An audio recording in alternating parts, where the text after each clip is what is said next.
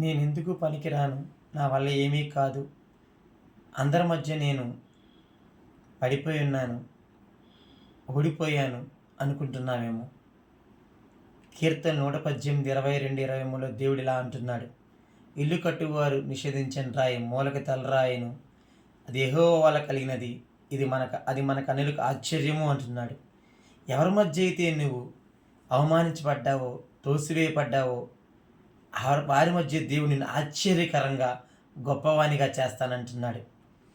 అలాంటి ఆశ్చర్యము మన జీవితాల్లో జరగాలంటే మనం దేవుని వైపు ఉండాలి. దేవుణ్ణి హత్తుకున్నట్లయితే దేవుడు నిన్ను అవమానించబడిన చోటే గొప్పవానిగా చేస్తాడు. మహాపరిశుద్ధుడా, ఎంతమంది అయితే వారి జీవితాల్లో ప్రభువా తోసివేయబడిపోయాము, ఓడిపోయాము, మేము పనికిరాము అనుకుంటున్నారు, వారందరినీ కూడా ప్రభు ఆశ్చర్యకరంగా మీరు మార్చమని, గొప్పవానిగా చేయమని ప్రతి ఒక్కరిని మీరు జ్ఞాపకం చేసుకుని, ఇలా కృంగిపోయిన స్థితిలో ఎంతమంది అయితే ఉన్నారో వారందరినీ ప్రభువా మీరు జ్ఞాపకం చేసుకుని వారి ఉన్నత స్థితిలోకి మీరు తీసుకురమ్మని, నీ సహాయం వారికి అందించమని ప్రభువుకు క్రీస్తు చేస్తున్నామని మిక్కిలి బతిమాలు అడిగి వేడుకుంటున్నాము తండ్రి. ఆమెన్. Praise the lord.